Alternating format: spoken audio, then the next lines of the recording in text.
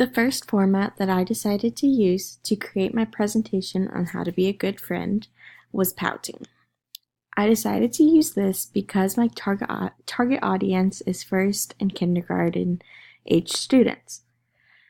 Powtoon provides many different graphics and videos that the students will then be interested in and be able to have an adult by their side to help them read the words on the screen.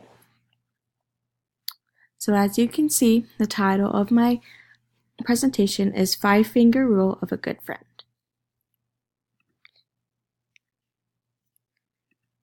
And you can see a quick little intro, if it starts, of what this looks like. So I'll add some upbeat music, interesting graphics, and movements, and the words on the screen are simple.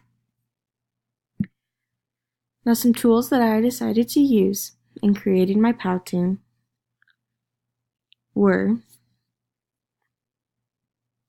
transitions, including those that make the words move in and out, different graphics such as this hand here,